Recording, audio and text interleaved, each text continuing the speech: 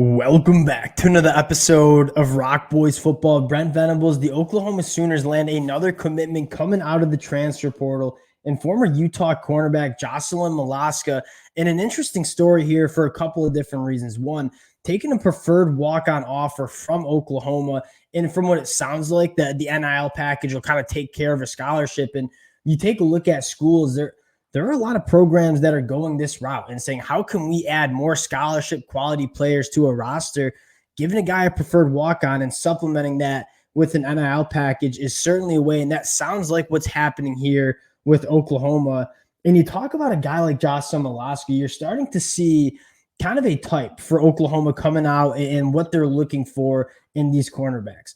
They want long, fast cornerbacks. Jocelyn Malaska at 6'1", 180 pounds, coming out of high school, ran an 11-second 100-meter dash time, kind of checking those boxes. And you look back to his high school career at the state of Oklahoma, he was a guy that played wide receiver. So you have the ball skills too. And if you guys know kind of how I look at cornerbacks, length and size, long speed, and ball skills. And I think Jocelyn Malaska kind of checks all those boxes. A little bit new to the sport. You're bringing a guy in that has 3 years of eligibility, is going to add depth and talent to that cornerback room. And also, I think some nice upside as well. Really exciting get. Going to talk about Jocelyn Malaska, but also want to talk about a few other targets for the Oklahoma Sooners that have emerged the last couple of days. Before we get into it, just want to say thank you to you guys, and a special shout out, as always, to the Oklahoma fans.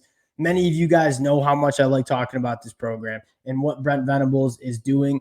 The amount of support the Oklahoma fans have continued to show has been amazing. Cannot thank you guys enough. If y'all do enjoy the content, consider subscribing to the channel. And without further ado, Jocelyn Malaska, two things that I wanted to get into. And again, we haven't seen much from Jocelyn Malaska at the college football level.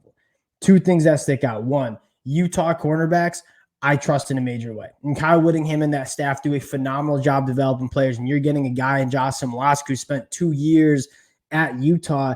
You're probably getting a pretty polished up cornerback, because Utah has done a phenomenal job developing guys in the back end. And then secondly, he's a guy that checks boxes from what you're looking for in terms of what he can be. You're not necessarily excited about Jocelyn Malaska and what he is now, but what kind of player can this guy be in the next couple of years?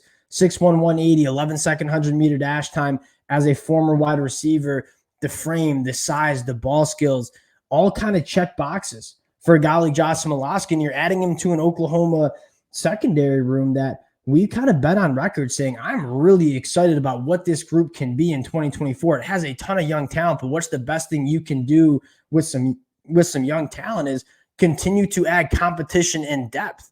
Right? A guy like Makari Vickers, a guy like Josiah Wagner, extremely excited about what those guys look like in 2024. Now you're adding a little bit of depth around that youth in that cornerback room. Really, really good addition from that standpoint. And the final thing, little brother in the 2026 class, who's an Oklahoma target. No doubt that'll put you in a good spot for going after Jocelyn Malaska's little brother, a guy that might fly under the radar in terms of transfer portal additions.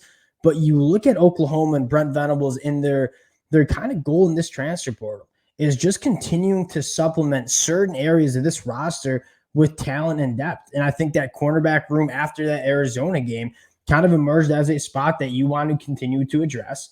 And Jocelyn Malaska, I think, certainly helps make you feel better about the bodies that are in that cornerback group.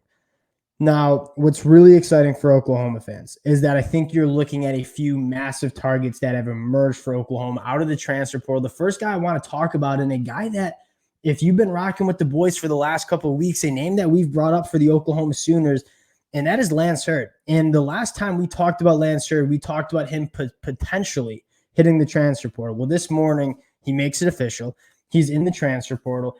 5-star offensive tackle from the 2023 class, and a guy that I think would emerge as a massive priority for the Oklahoma Sooners in this transfer portal, right? You look at Oklahoma, and really what I would say their number one goal is in the transfer portal is to get talent and get the tools in place for Jackson Arnold to have a ton of success in 2024. And you look at the wide receiver room, I think it's there, right? Andrew Anthony coming back from injury. Nick Anderson, a guy I'm extremely excited about. A guy like Jaquez Petaway, a guy like Deion Burch coming from the portal. You look at the wide receiver room, I think this could be an awesome room in 2024. The one spot that you're looking at to develop for Jackson Arnold is that offensive line, right? You're losing a lot of guys to the NFL draft. You obviously lost Caden Green to Missouri. I'll say this right now. I think Lance Hurd would be an upgrade from Caden Green. Lance Hurd was a top 15 national prospect in the same class Caden Green was. Now, Caden Green got the opportunity to play as a true freshman. Lance Hurd didn't. Now, that was not because Lance Hurd was not good enough to play as a true freshman. It was more a product of, you look at LSU's roster, they got 2 starting tackles who are going to be NFL guys, but still have eligibility in 2024. They're both true sophomores. So Lance Hurd is looking for an opportunity to go start out of the offensive tackle position, where at LSU, that might not have been a reality in 2024. He certainly would be playing on the inside in 2024. So you get Lance Hurd in the portal. This would mean massive things for Oklahoma. And you look at the potential of these kind of guys hitting the transfer portal. It doesn't happen very often, right? If you're a starting caliber offensive tackle with multiple years of eligibility remaining, you normally don't hit the transfer portal. Lance Hurd is kind of an extenuating circumstance. These opportunities do not come up very often. Oklahoma has a chance to really shore up this offensive line for Jackson Arnold heading into the SEC. I think Lance Hurd would, in my mind, the top target for the Oklahoma Sooners for the rest of this transfer portal cycle. Now, that's not the only target for the Sooners. You look at what Brent Venables wants to do with this Oklahoma defense. It starts in the front seven. And you saw Oklahoma's defense play phenomenal in that front seven against Arizona. And quite frankly, kind of cover up for a struggling secondary. Arizona really was getting after Oklahoma in the back end. We were struggling to cover some of those really good wide receivers for Arizona. How did the tide change in that game? It was because Oklahoma in the front seven, specifically on that defensive line, just kind of dominated. And you see that that's a recipe for elite defenses, right? You go back to Georgia in 2021, they didn't have a very good secondary. Why was that defense so special? Because it didn't matter how good the secondary was. Quarterbacks did not have clean pockets to deliver balls down the field. Because that Georgia pass rush was so good, you saw glimpses of that for Oklahoma in that bowl game against Arizona. Why did Arizona's offense start to struggle? Because they could not pass protect. It wasn't because Noah Fafita started missing throws. So you look at what Brent Venables wants to do with this defense. He wants to have an elite defensive line, an elite pass rush unit, an elite run defense unit.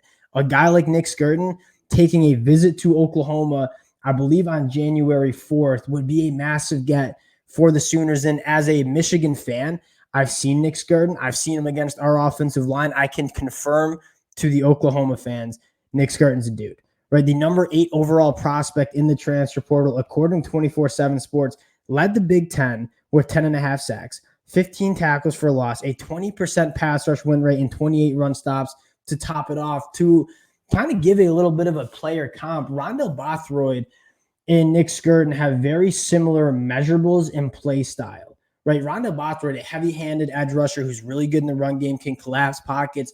The reason Nick Skirton's special, and more special than Rondell Bothroyd, that's not a knock on Rondell Bothroyd. That's more letting you guys know how good I think Nick Skirton is the athleticism is a little different. Like, Nick Skirton can win right through tackles. He can also win with some phenomenal burst and bend around the edge.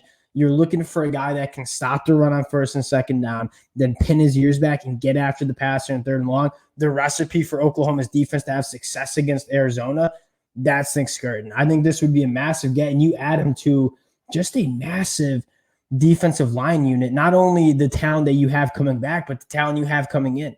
Guys like David Stone, Nigel Smith.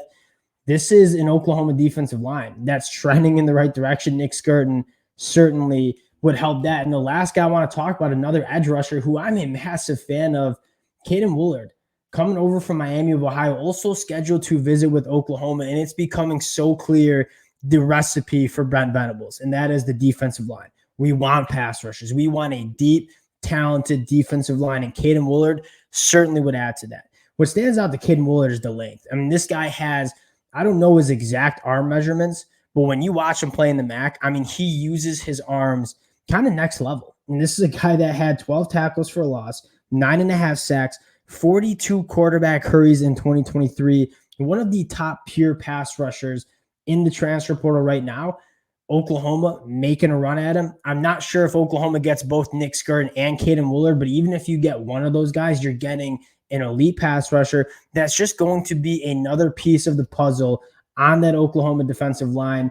Really excited about the prospects of a Nick Skirtin, Caden Willard. But going back to Lance Hurd, I think this is probably the biggest target for Oklahoma in the transfer portal. He's going to get a lot of attention from a lot of Power 5 schools, but you look at Oklahoma, one, you get the opportunity to really offer him, a starting spot at that offensive tackle spot, but a guy that I think could be, you look up and be an all SEC offensive tackle. So if I'm Oklahoma, Lance Hurd, a top priority, Nick Skirtin, and Caden Willard, Oklahoma getting their hats in the ring with a lot of talent in the transfer portal. We'll see how it plays out again. Appreciate you guys rocking with the boys. If y'all do enjoy the content, consider subscribing to the channel, and we'll talk to y'all later.